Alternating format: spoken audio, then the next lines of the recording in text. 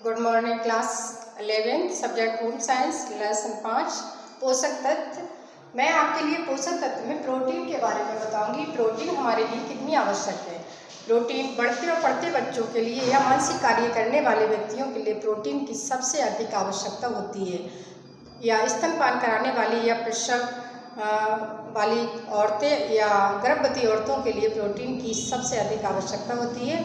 तो प्रोटीन हमें किन किन स्रोतों से प्राप्त होती है या प्रोटीन क्या है इसके बारे में बताऊंगी। प्रोटीन में 18 तत्व निहित होते हैं, जिसमें कुछ होते हैं कार्बन या कार्बन गंधक है, फास्फोरस है या हाइड्रोजन है, ऑक्सीजन है और अमीनो एसिड जो सबसे ज़्यादा मेन होती है अमीनो एसिड। तो 18 तत्वों में ये कुछ तत्व होते हैं जो हमारे शरीर के लिए, हमारी या बॉडी के लिए सबसे ज़्यादा इनका महत्व होता है। तो ये जो प्रोटीन होती है इसके हमने 3 भाग डिवाइड किए हैं। नंबर 1 पूर्ण प्रोटीन। ये उस तरह की प्रोटीन होती है पूर्ण प्रोटीन जिसमें अमीनो एसिड की मात्रा उचित मात्रा में पाई जाती है। तो इस तरह की प्रोटीन जो होती है हमारे लिए सबसे ज़्यादा अच्छी मानी जाती है। ये प्रोटीन हमेशा मांस या मछली या दूध या अंडा इस तरह की प्रोटीन उसमें अधिक पाई जाती है। इसके अलावा हमारी जो आती है आंशिक प्रोटीन। आंशिक प्रोटीन में क्या होता है, ये प्रोटीन जो होती है इसमें अमीनो एसिड की मात्रा बहुत कम होती है, इसलिए ये प्रोटीन हमेशा साग सब्जी या वनस्पति स्रोतों में पाई जाती है। दालें हैं या मटर है, इस तरह की प्रोटीन उसमें पाई जाती है। इसके बाद हमारा आता है अपूर्ण प्रोटीन। अपूर्ण प्रोटीन जो होती है जिसमें ये बिल्कुल इनकम्प्लीट होती है, इसमें अमीनो एसिड की मात्रा नहीं पाई जाती। तो इस तरह की जो बिल्कुल साधारण प्रोटीन होती है ये बुजुर्ग लोगों के लिए आवश्यक होती है, ना कि कार्य करने वाले व्यक्ति के लिए। तो ये जो प्रोटीन होती है हमारी 3 भागों में डिवाइड होती है। अब हम बताएंगे ये सारे प्रोटीन के स्रोत क्या है, प्रोटीन हमें किन किन चीज़ों से प्राप्त होती है। तो नंबर 1 पशु जनित प्रोटीन और नंबर 2 आती है वनस्पति जनित प्रोटीन। तो पशु जनित जो प्रोटीन होती है वह प्रोटीन जैसे मांस, मछली, अंडा और दूध से बने जितने भी भोज्य पदार्थ होते हैं तो इनमें जो होती है पशु जनित प्रोटीन पाई जाती है। ये प्रोटीन सबसे ज़्यादा लाभदायक होती है। और इसके बाद हमारी आती है वनस्पति जनित प्रोटीन। तो वनस्पति जनित जो प्रोटीन होती है ये हमारी दालें हैं, सोयाबीन है या अंकुरित अनाजों में, अधिकांश ये अंकुरित अनाजों में पाई जाने वाली प्रोटीन होती है वनस्पति जन प्रोटीन।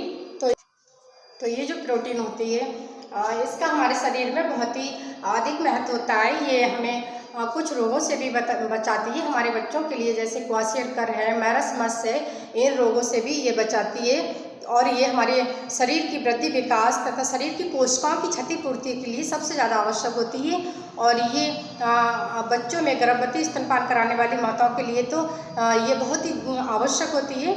और इसका जो प्रोटीन पाचक रसों का जो निर्माण होता है वो अमीनो एसिड होता है। और इसके अलावा जो है ये वसा के रूप में संचित भी होती है। तो वसा या कार्बोज का अभाव होने पर ये जो प्रोटीन होती है तो हमें क्या करती है, शक्ति प्रदान करती है। और प्रोटीन के कारण शरीर में ऑक्सीजन ग्रहण करने की शक्ति में भी वृद्धि होती है, जिससे रोग क्षमता हमारी बनी रहती है। और प्रोटीन हमारे लिए बहुत ही आवश्यक होती है। ये ज़्यादातर शरीर के समुचित विकास के लिए, कहना चाहिए वृद्धि के लिए बहुत ही ज़्यादा योगदान देती है। शिशुओं व बालकों के लिए प्रोटीन की मात्रा हमेशा लेनी चाहिए दूध के माध्यम से।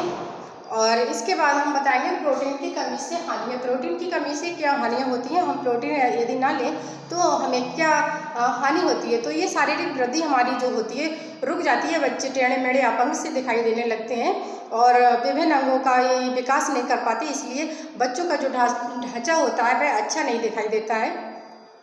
और शरीर की जैविकीय क्रियाएं भी ठीक ढंग से नहीं होने पाती हैं। शरीर धीरे धीरे शक्तिहीन होने लगता है।